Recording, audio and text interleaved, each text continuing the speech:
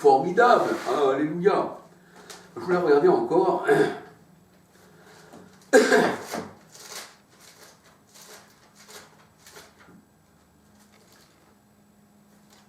voulais regarder dans Lamentation.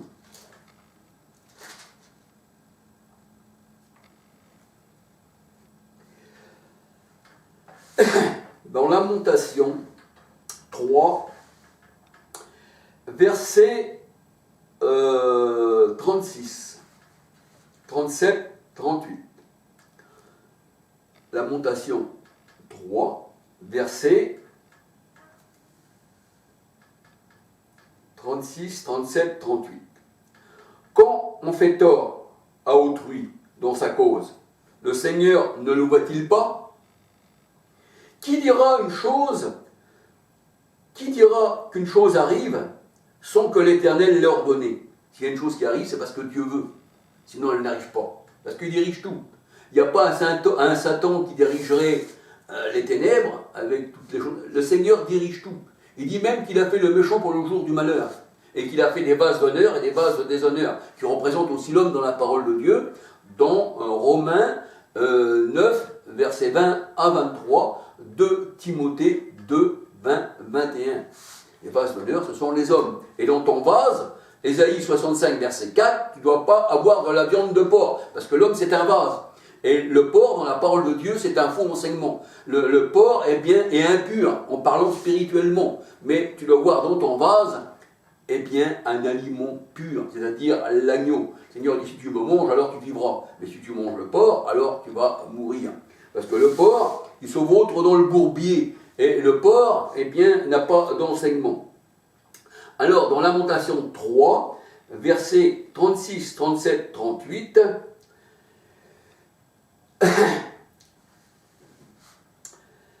quand on fait tort à autrui dans sa cause, le Seigneur ne le voit-il pas? Qui dira qu'une chose arrive sans que le Seigneur l'ait ordonné?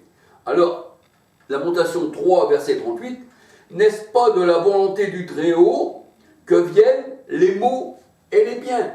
Et c'est ce que disait Job. Et vous là, il y avait un homme qu'on appelait Satan. Il était là pour accuser Job. Mais il disait, Job, voici, tu le bénis. Pourquoi? Parce que c'est quelqu'un qui marche dans l'intégrité, mais tu lui as donné beaucoup de matériel. Enlève-lui tout ce qu'il a, il va te renier en face. Mais là, on voit que celui qui parle, c'est pas lui qui touche, mais le Seigneur, il dit au Seigneur, mais si tu le touches, il va te renier. Si tu le touches, il va te renier en face.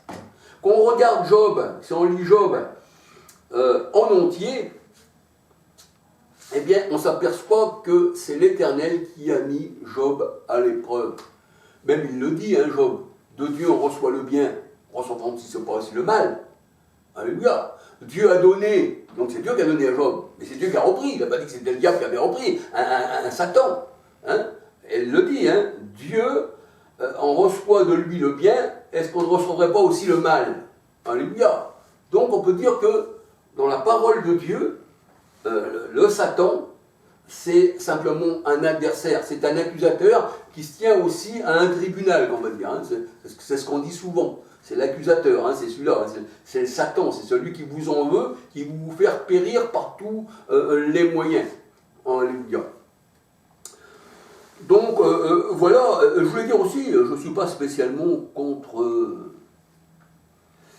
le pasteur Milord de l'église évangélique, non, mais comme il parlait de l'argent et de l'or, justement, il disait que c'était pas du diable. Je voulais prouver le contraire, que l'argent, c'est-à-dire les billets de banque, qui n'existaient pas au temps du Seigneur Jésus-Christ, il n'y avait pas d'imprimerie avec de la monnaie. Et en voyant que sur les pièces de monnaie, c'était les Césars, il fallait le rendre à César.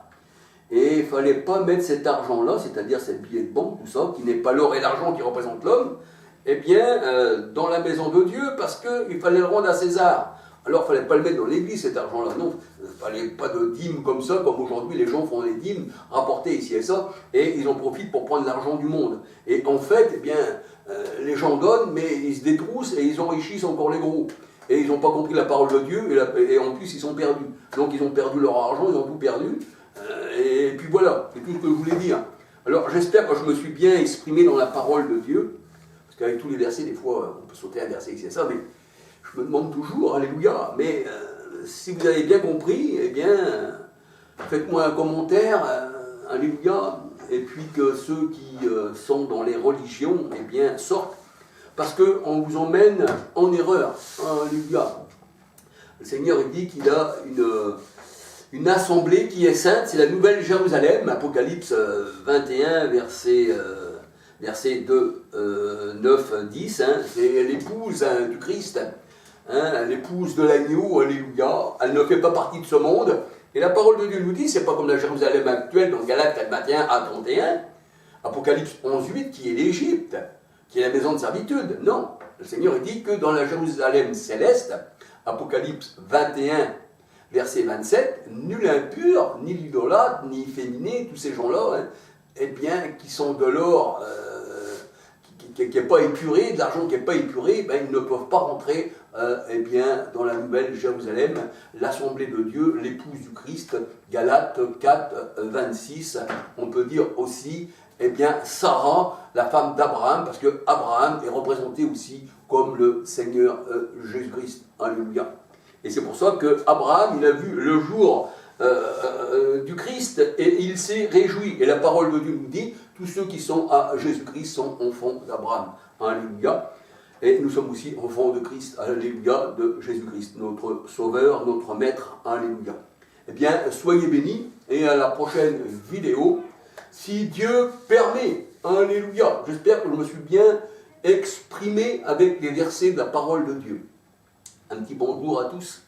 Et là, je sais que, eh bien, le serviteur n'est pas plus grand que 100 mètres.